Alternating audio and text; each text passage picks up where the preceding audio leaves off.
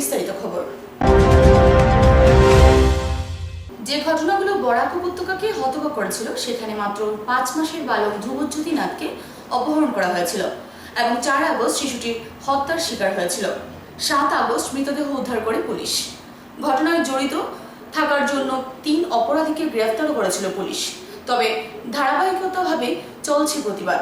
দুদিন আগে কাজীডহর এলাকার বহু লোক জড়ো হয়ে ধলাই থানা ঘেরাও করে সিআইডি তদন্তের দাবি জানান। এমনকি মৃত শিশুর মা বাবা কাছাড়ের ডিসির সাথে সাক্ষাৎ করে একটি স্মারকপত্র জমা দেন উচিত বিচারের জন্য। সুমবার্তার সাথে এক সাক্ষাৎকারে এসপি বলেছেন যে তারা ইতিমধ্যে অপরাধীদের গ্রেফতার করেছেন। মূল রাজীব চাষের স্বীকার করেছে যে অন্য দুজনকে সাথে নিয়ে এই অপরাধ করেছে।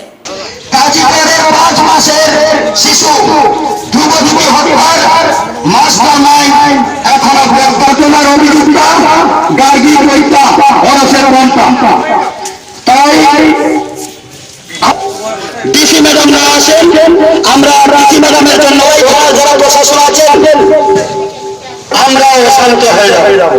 ধন্যবাদ। আমরা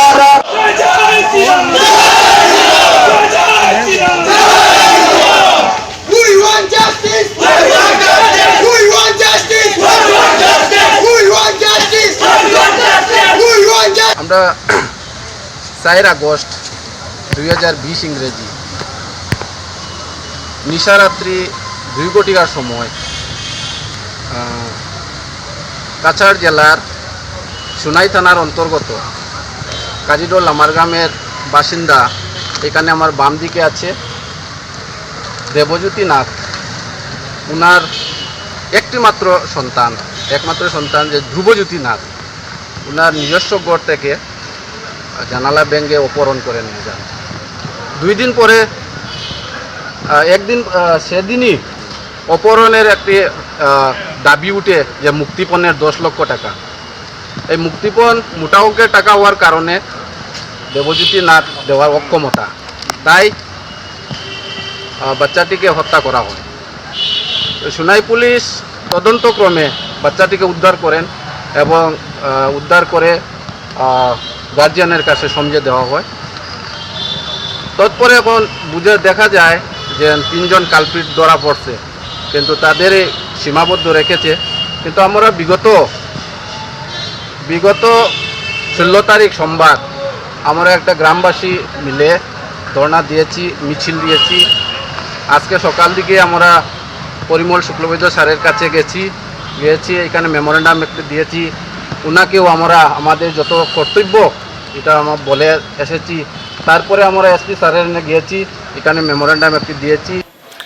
अभी तक का जो हमारा इन्वेस्टिगेशन है तो इस क्राइम में टोटल 3 लोग शामिल थे और तीनों को हमने अरेस्ट किया है और इन्वेस्टिगेशन हमारा ऑलमोस्ट कंप्लीट हो गया है। जल्दी इस केस को चार्जशीट कर दिया जाएगा। हाँ जी, ये उन्होंने खुद एडमिट किया है। इसमें अभी तक जो इन्वेस्टिगेशन के लिए 3 ही लोग शामिल हैं। বিভিন্ন দুর্নীতি নিয়ে আবারও সরব হলেন উত্তর করিমগঞ্জের বিধায়ক কমলাক্ষ দেবপুরকাস্ত। সম্প্রতি এক সাংবাদিক সম্মেলনে বিধায়ক কমলাক্ষ দেবপুরকাস্ত করোনা রোগ ও চিকিৎসা পদ্ধতি নিয়ে তোপ দাগেন স্বাস্থ্যমন্ত্রী ডক্টর হিমন্ত বিশ্ব শর্মার দিকে। বলেন, শিক্ষামন্ত্রীর কথায় ও কাজে কোনো মিল নেই। বরাক উপত্যকায় চিকিৎসা ব্যবস্থা বিভিন্নভাবে ভেঙে পড়েছে। পর্যাপ্ত ওষুধপত্রের অভাবে ভুগছেন এখানের জনগণ। করোনা মহামারী নিয়েও রাজনীতিতে মেতেছে বিজেপি নেতৃত্ব। তিনি ৰাজ্য সরকারকে এক অপদার্থ সরকার বলে আখ্যায়িত করেন। মানে সেৱা কিমানখিনি পালে মই কালি কৈছোঁ যে আমাৰ বৰাকত এনে পৰিৱেশ হৈছে, এনে পৰিস্থিতি হৈছে শিলচৰ মেডিকেল কলেজত 5টা এণ্টিবায়'টিক দিব লগা হয়। 3টা এণ্টিবায়'টিক দিলে পিছতে 2টা এণ্টিবায়'টিক দিব পৰা নাই। কিয়? ছাপ্লাই নাই।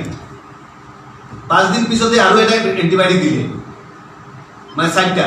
5 নম্বৰ এণ্টিবায়'টিক যিটো আছে সেইটো দিব পৰা নাই। পিছতে আৰু ছাপ্লাই আহাৰ এনেকুৱা পৰিৱেশ হৈছে। আৰু কি আমাৰ ৰাইজে, আমাৰ অসমৰ ৰাইজে টকা আৰোগ্য নীতিত দিলে, এইটো আপুনি ক'ত পাব?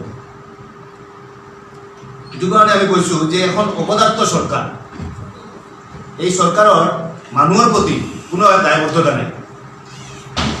মানুহ মৰি থাকক, মানুহ চিকিৎসা হওক নহওক, সিহঁতে একো বস্তু নাযায়। বিশেষকৈ কালি তেওঁ মেডিকেল কলেজৰ কথাখিনি ক'লে, মই চালোঁ আপোনাৰ Silchar medical college, Dibrugarh medical college, Guwahati medical college, তিনিখন মেডিকেল কলেজ আছে। পিছতে 2009ত আমি যোৰহাট মেডিকেল কলেজ পাতিলোঁ, 2013ত আমি তেজপুৰ মেডিকেল কলেজ পাতিলোঁ, ফখৰুদ্দিন আলী আহমেদ 2011ত আমি পাতিলোঁ।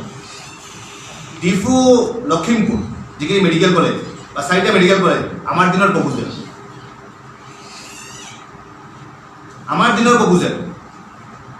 সেইখিনি মেডিকেল কলেজ এতিয়ালৈকে সিহঁতে সমাপ্ত কৰিব পৰা নাই। এতিয়া ইয়াৰলি সিহঁতে দুটাকৈ মেডিকেল কলেজ দিব। অতি লাজৰ কথা, দুখৰ কথা। অলৰেডি চেণ্ট্ৰেল গভৰ্ণমেণ্টৰ ডিচিশ্যন আছে, প্ৰত্যেকটা ডিষ্ট্ৰিক্টত এটা এটা মেডিকেল কলেজ হ'ব লাগে। ক'ত প্ৰত্যেকটা ডিষ্ট্ৰিক্টত হৈছে নেকি? কোন ডিষ্ট্ৰিক্টত তোমালোকে ষ্টাৰ্ট কৰিব পাৰিলা? আমি যিটো মেডিকেল কলেজ বনাই থৈছোঁ, আমাৰ যিখিনি প্ৰপোজেল আছে, আমি যিখিনি ষ্টাৰ্ট কৰিছোঁ, সেইখিনি মেডিকেল কলেজ চলি আছে। ক'লে যে নাই আমি চিট বঢ়াইছোঁ। কাৰ মেডিকেল কলেজত চিট বঢ়াইছা? তোমালোকে কোনো মেডিকেল কলেজ বনাই কিনে চিট বঢ়োৱা নাই। আমি যিকেইটা মেডিকেল কলেজ বনাইছিলোঁ সেইকেইটাৰ চিট তোমালোকে বঢ়াইছা। অসমৰ মানুহ মূৰ্খ হয়, অসমৰ মানুহে গম নাপায়, আমাৰ বুদ্ধি নাই, আমি মূৰ্খ। হেমন্ত বিশ্ব শৰ্মা তেওঁ বুজি পায়, আমাৰ ৰাইজে, আমাৰ অসমৰ ৰাইজে বুজি নাপায়। বিশেষকৈ আপোনালোকক ক'লোঁ আৰু অপদাৰ্থ চৰকাৰ আটাইতকৈ ডাঙৰ যদি কেলেংকাৰী হয় তেনেহ'লে কৰোণাত কেলেংকাৰী হৈছে। কোভিড যুদ্ধ জয় করে ত্রিপুরার মুখ্যমন্ত্রীর জায়া নিধি দেবের প্রথম প্রতিক্রিয়া। এখন ভালো লাগছে, যেভাবে প্রজাপতি অনেক দিন পর ফুলের মধু সংগ্রহ করতে বেরোয়, ঠিক তেমনি কোভিড যুদ্ধ জয় করে নিজের অনুভূতি প্রকাশ করলেন নিধি দেব। অনেকদিন পর ঘর থেকে বের হয়ে নিজেকে খুব আনন্দিত মনে হচ্ছে। কোভিড রোগীদের উদ্দেশ্যে নিধি দেব বলেন, কোভিড রোগীরা যে নিজেদের মনোবল না হারান। अच्छा लग रहा है, जैसे तितली बहुत दिन के बाद किसी फूल का रस लेने के लिए बेकरार रहती है। कोविड में इसी तरह की फीलिंग मुझे हो रही थी। ऐसा लग रहा था कि कब बाहर निकल के फिर से पर फैला के उड़ के और उस जीवन को वापस देखा जाएगा जो कि मेरी आंखों से दूर हो गया था। एक कमरे में कैद रहना अपने आप में ज़रूर मानसिक तनाव देता है, लेकिन मैं आप लोगों से शेयर करना चाहती हूँ आज कि जितनी प्रेयर्स, जितनी विशेस आप सबने मेरे लिए की, ये उसी का फल है कि वीक इम्यूनिटी होते हुए भी मैं इस फाइट को बहुत अच्छे से लड़ पाई। और सेकेंडली मैं आप लोगों से यही बात करना चाहूँगी कि कोविड पेशेंट को अपना मनोबल नहीं छोड़ना चाहिए, हताश नहीं होना चाहिए। पीछे जब मैं खुद कोविड पेशेंट थी, मैंने फेसबुक पे बहुत सी ऐसी वीडियोस देखी जिसमें कोविड पेशेंट्स ने सफाई के बारे में, खान पीन के बारे में कंप्लेंट्स की। मैं आपसे खुद का एक्सपीरियंस आज शेयर करना चाहती हूँ। ज़रूर मैं सीएम की पत्नी हूँ, मेरे पास सब सुविधाएं हैं, लेकिन जब हम कोविड पेशेंट होते हैं तो आपको अपने साथ साथ अपने परिजनों का ध्यान रखते हुए खुद को फुल्ली क्वारंटाइन करना पड़ता है। और इस क्वारंटाइन पीरियड में खुद को कैसे चलाना है, ये बहुत इम्पॉर्टेंट इशू है। मैंने खुद झाड़ू लगाया, पोछा लगाया, सैनिटाइज किया, कपड़े धोए, बर्तन धोए और ऐसी पूरी कोशिश की कि मेरे द्वारा ये वायरस घर के किसी और व्यक्ति तक ना पहुंचे। ऐसे मैं अकेली होती तो शायद और भी घबरा जाती, लेकिन मेरे साथ मेरे फैमिली मेंबर भी थे। मेरे एक फैमिली की मेंबर थी, जिसकी वजह से मुझे और भी ज़रूरी था खुद को नीट एंड क्लीन रखना, अपनी हिम्मत ना हारना, क्योंकि माँ होने के नाते एक माँ हिम्मत हार नहीं सकती और मैंने वो ही कोशिश की। लेकिन जब आप छोटे छोटे कामों में खुद को इन्वॉल्व रखते हैं तो आप बहुत पॉजिटिव फील करते हैं, आप ऑक्यूपाइड फील करते हैं। आपको ऐसा नहीं लगता कि दुनिया आपसे छूट गई है, क्योंकि आपको वो सब करने का मौका मिलता है जो शायद नॉर्मल डेज में आपने नहीं किया। कुछ सुविधाएं ज़रूर मुझे हुई, मुझे मोबाइल में देखना, सोशल मीडिया पे मैं नहीं आना चाह रही थी, कुछ ब्लर आइज में हुआ, ब्लरनेस आई, इसलिए मैंने अवॉइड किया। फीवर हुआ, काफ़ी हाई फीवर रहा, तो डेफिनेटली बॉडी थोड़ी लो में गई, लेकिन मेंटली मैंने खुद को वीक नहीं होने दिया। और आप लोगों के अच्छे अच्छे मैसेजेस आते रहे जिसमें आप लोग मेरे लिए विश कर रहे थे, मेरे लिए प्रेयर कर रहे थे, तो अब हौसला और बढ़ गया और ऐसा लगा कि बस जल्दी से इस फाइट को कंप्लीट करके मुझे बाहर आना है और जब ये दूसरा जीवन मुझे मिलेगा तो और भी ज़्यादा डेडिकेशन के साथ मैं इसे आप लोगों के लिए डेडिकेट कर सकूं। इसी विश के साथ आज मैं बहुत दिन बाद घर से निकली, बहुत अच्छा लगा सबको देख के, हर चीज के साथ एक नई सी अटैचमेंट फील हुई। तो इसी के साथ मैं आप सबको बहुत सारा धन्यवाद देना चाहती हूँ और जितने भी कोविड-19 के पेशेंट्स हैं उनको कहना चाहती हूँ, हिम्मत ना हारें, मनोबल ना हारें। ज़रूर मानसिक तनाव आता है जब आपकी बॉडी थोड़ी वीक होती है, लेकिन अगर आप मानसिक तौर पे खुद को कायम रखेंगे, बल रखेंगे, हिम्मत रखेंगे, तो आप ये लड़ाई आसानी से जीत पाएंगे और फिर से एक तितली की तरह पंख फैला के इस दुनिया में फिर से नई फ्रेग्रेंस के साथ, नई खुशबू के साथ दुनिया को जीने का मौका आपको मिलेगा। धन्यवाद। এসইউসিআর করিমগঞ্জ জেলা কমিটির পক্ষ থেকে করিমগঞ্জের স্বাস্থ্য পরিষেবা বিশেষ করে কোভিড হাসপাতালের যে চূড়ান্ত অব্যবস্থার খবর পাওয়া গেছে তার বিরুদ্ধে তীব্র ক্ষোভ ব্যক্ত করে বলা হয়েছে যে কোভিড রোগীরা হাসপাতালে রীতিমতো অসহায়তার মধ্যে থাকতে হচ্ছে। কোভিড হাসপাতালের এমন নোংরা অবস্থা, শৌচাগারের চূড়ান্ত অপরিচ্ছন্নতা, রোগীর থাকার ঘরের মধ্যে কোনো ঝাড়ুর ব্যবস্থা না করা, বারান্দা বা করিডোরে নোংরা পড়ে থাকা সহ নানা ধরনের অস্বাস্থ্যকর অবস্থা পরিলক্ষিত হচ্ছে, যা বাস্তবে রোগের উপশম হওয়ার পরিবর্তে অধিকতর খারাপ হওয়ার অবস্থা বিরাজমান। অন্যদিকে খবর পাওয়া যাচ্ছে যে বালতি, মগ, সাবান, টুথব্রাশ, টুথপেস্ট সহ বহু প্রয়োজনীয় জিনিস যা হাসপাতাল কর্তৃপক্ষ সরবরাহ করার কথা কিন্তু তারা যথারীতি করছেন না। কাউকে এটা দেন তো ওটা দেন না, চূড়ান্ত অব্যবস্থা। অথচ সরকারের পক্ষ থেকে প্রচারের বলিহারি। কিছুদিন যাবৎ হাসপাতালের অব্যবস্থা ও কর্তৃপক্ষের গাফিলতির কথা শোনা যাচ্ছিল, কিন্তু বাস্তবে কথাগুলো যে যথার্থ তা দলের সদস্যরা হাসপাতালে ভর্তি হওয়ায় সত্যিই বোঝা গেল।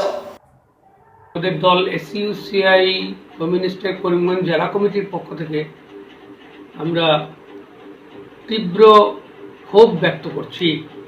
করিমগঞ্জ যে কোভিড হাসপাতালের অব্যবস্থা এবং অপরিচ্ছন্নতার এই অবস্থার পরিপ্রেক্ষিতে আমরা ইতিমধ্যে আমরা শুনেছি যে যথেষ্ট অব্যবস্থা আছে, কিন্তু আমরা বাস্তব অভিজ্ঞতা হয়েছে যখন আমাদের 2 জন সদস্য এই কোভিড হাসপাতালে ভর্তি হয়েছে। এমনকি স্নান করার সেখানে বালতি নেই, মগ নেই, তারপর সাবান নেই। এই বিষয়গুলো একটা সাংঘাতিক বিষয়। জেনারেলি আমরা জানি যে টুথপেস্ট, টুথব্রাশ এগুলো সমস্ত সরবরাহ করা হয়, কিন্তু এগুলা বলেও পারা যাচ্ছে না, কাউকে দিয়েছে কাউকে দিচ্ছে না। এমনকি বেড কাভার, যেটা অত্যন্ত এসেনশিয়াল, বেড কাভার পর্যন্ত বাড়ির থেকে নিতে হচ্ছে, এবং যারা পারছে না তারা বেড কাভার মানে ছাড়াই সেখানে থাকছে সেই বেডে। এরকম একটা পরিস্থিতির সৃষ্টি হয়েছে এবং এই কোভিড হাসপাতালের জন্য একজন রোগীর জন্য বিরাট খরচ দেখানো হচ্ছে। আমরা এটা দেখেছি পত্র পত্রিকায় সমস্ত জায়গায়, অথচ এইগুলো কোনো সুন্দর ব্যবস্থা নেই এবং অপরিচ্ছন্নতার চূড়ান্ত অবস্থা আমরা লাইভ ভিডিওতেও দেখেছি। আমাদের যে কমরেড, সেই কমরেডও দেখিয়েছে লাইভ ভিডিওতে যে সেখানে অপরিচ্ছন্নতা চূড়ান্ত। জিজ্ঞেস করেও জেনেছি বিভিন্ন যারা এসছে যে কোনো ধরনের মানে সুব্যবস্থা নেই। এরকম একটা পরিস্থিতিতে আমরা দেখছি একদম টিভির মধ্যে স্বাস্থ্যমন্ত্রী সহ বিভিন্ন সাংঘাতিকভাবে, মানে দেখলে মনে হয় যে ওনার সাংঘাতিক হচ্ছে, কিন্তু আমরা করিমগঞ্জে এই অবস্থা দেখছি। এমনকি আজকে প্রায় 10 দিন যাবৎ এই যে র্যাপিড অ্যান্টিজেন কিট পর্যন্ত পাওয়া যাচ্ছে না, গিয়েই আরটিপিসিআর করছে।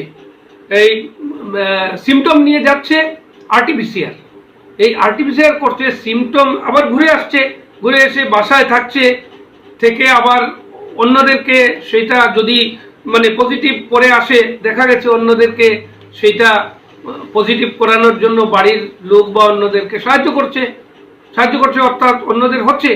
এরকম একটা পরিস্থিতি, আমরা এই ব্যবস্থা মানে বিরুদ্ধে আমরা ধিক্কার জানাচ্ছি। কদমতলা ব্লক থানার সরলা চা বাগানের ফ্যাক্টরিটি আবার চালু হচ্ছে। বিগত বাম আমলে ফ্যাক্টরি বন্ধ হয়ে পড়ায় কর্মহীন হয় প্রায় 3 শতাধিক শ্রমিক। ত্রিপুরা শিল্প উন্নয়ন নিগমের চেয়ারম্যান টিঙ্কু রায় এই বাগানটিকে পুনরুজ্জীবিত করতে প্রয়াস গ্রহণ করেন, যার ফল দেখা যাচ্ছে এখন। ত্রিপুরা থেকে ভানুচন্দ্রের প্রতিবেদন। একটার মধ্যে কত থাকবে? একটার মধ্যে এটা হলো 1200। 1200 না? প্রত্যেকটাই 1200।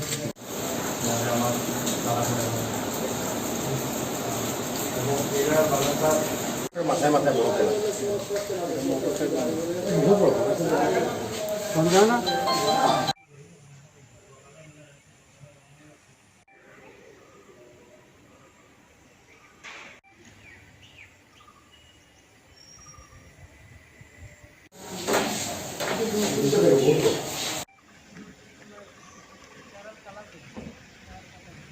আপনার কোনো আন্দোলন নেই।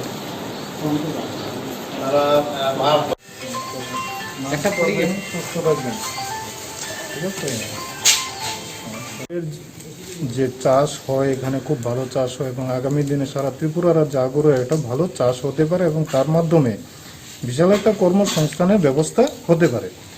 তো এই বিষয়টা নিয়ে আমাদের ইন্ডাস্ট্রির মাননীয় চেয়ারম্যান মহোদয় টিঙ্কু রায় মহোদয়ের সঙ্গে অনেকবার কথাবার্তা হয়েছে এবং আমাদের মাননীয় মহোদয় কিছু ইউনিটের লাইসেন্সও প্রদান করেছেন এবং আগামী দিনে সেটা আমাদের বিশ্বাস, আমাদের ইন্ডাস্ট্রি চেয়ারম্যানের উদ্যোগে এই আগরের মাধ্যমে, আগর গাছের মাধ্যমে একটা কর্মসংস্থানের ব্যবস্থা হবে, এটা আমাদের বিশ্বাস আছে। আমাদের সরকার ডেভেলপমেন্টের জন্য কাজ করছেন, আমাদের সরকার চাইছেন এই ত্রিপুরা রাজ্যে একটা ভালো ভালো ইন্ডাস্ট্রি গড়ে উঠুক।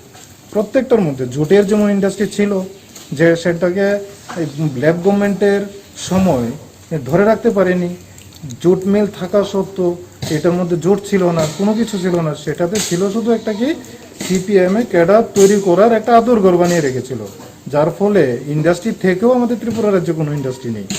সেভাবে আমাদের গভর্নমেন্ট চাইছে এখন ইন্ডাস্ট্রিকে সঠিকভাবে তুলে ধরার জন্য ত্রিপুরা রাজ্যে আরও যেন ইন্ডাস্ট্রি আমাদের ত্রিপুরা রাজ্যে করা যায়, সেই জন্য উদ্যোগ নেবেন। যেমন আগর একটা আছে, আগরের মাধ্যমে একটা ভালো ইন্ডাস্ট্রি এই ত্রিপুরা রাজ্যে হতে পারে, তার মাধ্যমে হাজার হাজার মানুষ তাদের কর্মসংস্থানের ব্যবস্থা হতে পারে।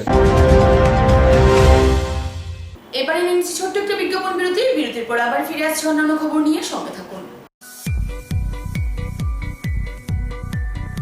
বরাক ডায়াগনস্টিক সেন্টার, এখানে digital ECG, digital EEG, digital x-ray, computerise pathology, microbiology, histopathology, colour Doppler, sonography ইত্যাদি করা হয়। আমাদের প্রতিষ্ঠান প্রতিদিন সকাল 7টা থেকে রাত্রি 9টা পর্যন্ত খোলা থাকে। প্রতিদিন সকাল 8টা থেকে সোনোগ্রাফি করা হয়।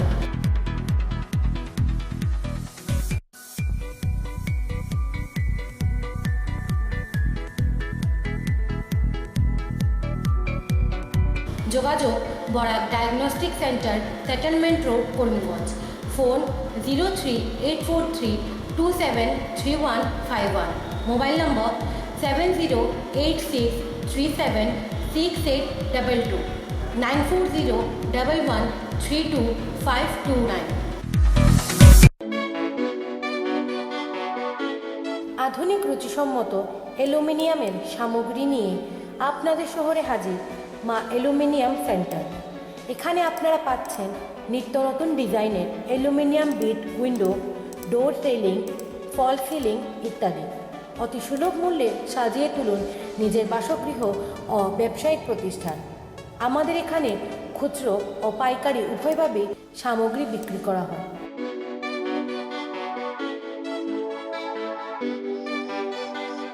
আমাদের ঠিকানা মেসার্স মা aluminium centre, station road, Karimganj.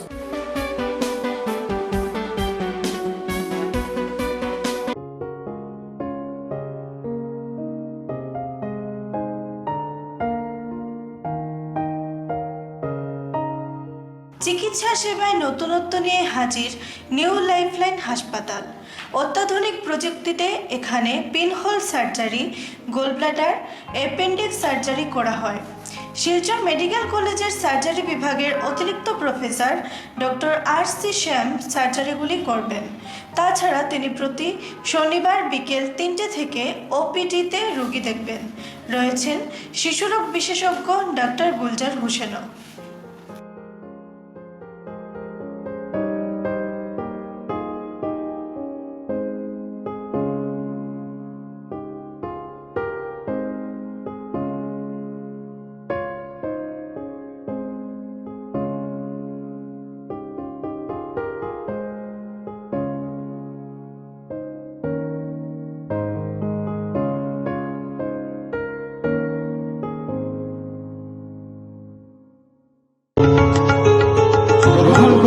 Karimganj wholesale cooperative stores তথা সহচরীর আন্তরিক অভিনন্দন। করিমগঞ্জ হোলসেল কোঅপারেটিভ স্টোর্সের নিয়ন্ত্রণাধীন স্টেশন রোডস্থ বিভাগীয় বিপণী সহচরী নতুন উদ্যোগে সমৃদ্ধ হয়ে জনগণের সেবায় এগিয়ে এসেছে।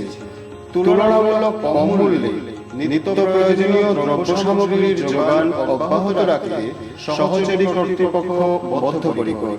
জেলার সমবায় আন্দোলনকে জোরদার করে তোলার ক্ষেত্রে করিমগঞ্জ হোলসেল কোঅপারেটিভ স্টোর্স তথা সহচরী কর্তৃপক্ষ সকলের আন্তরিক ও সক্রিয় সহযোগিতা কামনা করে। নতুন আঙ্গিকে বাস্তব পরিকল্পনা নিয়ে সহচরী স্টেশন রোড করিমগঞ্জ আপনাদের সেবায় সদা প্রস্তুত। আনন্দ সংবাদ, আনন্দ সংবাদ। করিমগঞ্জে এই প্রথম সিটি স্ক্যানের সুবিধা।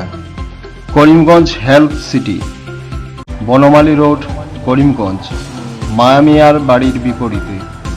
পুরো শরীর সিটি স্ক্যানের সুবিধা এখন পাচ্ছেন করিমগঞ্জেও। আন্তর্জাতিকভাবে বিখ্যাত ডাক্তার দ্বারা রিপোর্ট। সিটি স্ক্যানের জন্য যোগাযোগ করুন phone 038432600705, mobile 8011037723। Karimganj health city, Banamali road, Karimganj আপনাদের সেবায় নিয়োজিত। করিমগঞ্জ টাইকোয়ান্ডো ভবনের শুভ উদ্বোধন হলো শুক্রবার বেলা 12টা নাগাদ। এর আনুষ্ঠানিক উদ্বোধন করেন রবীন্দ্রচন্দ্র দেব। তিনি বক্তব্যে বলেন যে এখানে এখন থেকে সব ধরনের ব্যায়াম, টাইকোয়ান্ডো শেখানো হবে। বিভিন্ন অনুষ্ঠানের আয়োজন হয় সেদিন।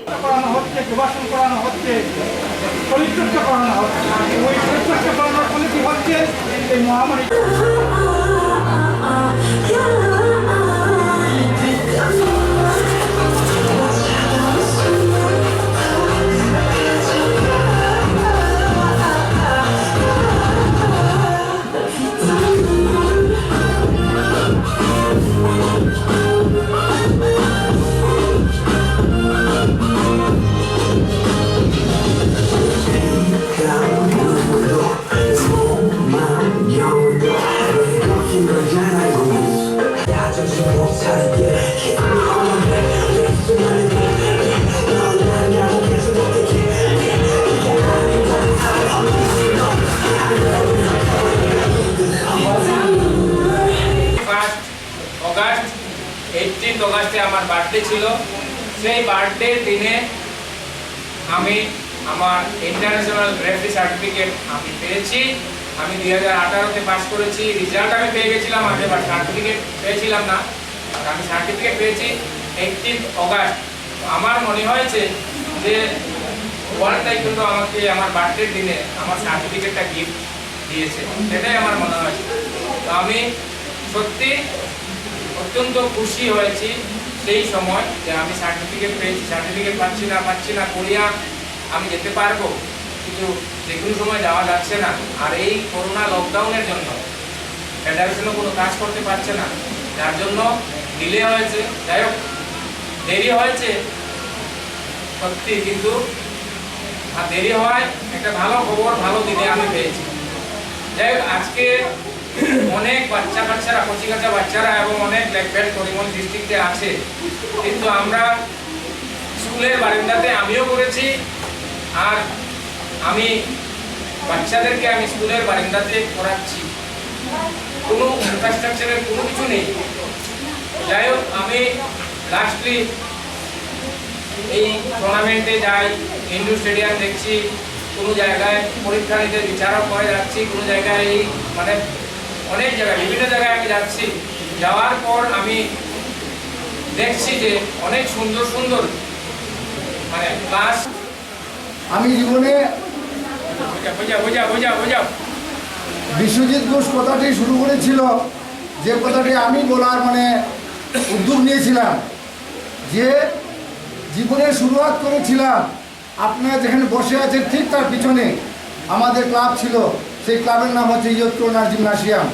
সেখানে বন্ধুবর গৌতম চক্রবর্তী আর আমি ছুটো সেখানে শুরু করেছিলাম আমরা নিজের উদ্যোগ নিয়ে। তখন কোনো টিচার ছিল না আমাদের। তো যাক, পরবর্তীকালে আমরা ধীরে ধীরে শিলংয়ে গেলাম। এখান থেকে চাঁদা তুলে অল্প চাঁদা নিয়ে একটা 300 ডিগ্রি হোটেল করে শিলংয়ে থেকে ওইখানে একজন আমাদের টিচার ছিল সূর্য তামাং বলে, ফ্রিডাম ব্ল্যাক বেল্ট। উনি বর্তমানে আজকে এই পৃথিবীতে নেই, ইহজগৎ ছেড়ে চলে গেছেন। তো ওনার আত্মার প্রতি সদ্গতি জানাচ্ছি, ওনার আত্মার প্রতি শ্রদ্ধা জানাচ্ছি আজকেও। কেননা আজকে আমরা সেটা করেছিলাম বলে বিশ্বজিৎ ঘোষকে শেখাতে পেরেছি। আর আজকে এখানে আপনাদের সামনে এসে বিশ্বজিৎ ঘোষ নিজের সগৌরবে বলছে যে ওদের 2 মাস্টার আমরা এখানে বসে আছি। সুরমা বার্তা যে পর্যন্তই। আগামীকাল আবারও আপনাদের সাথে দেখা হবে একই সময়ে একই চ্যানেল। নমস্কার।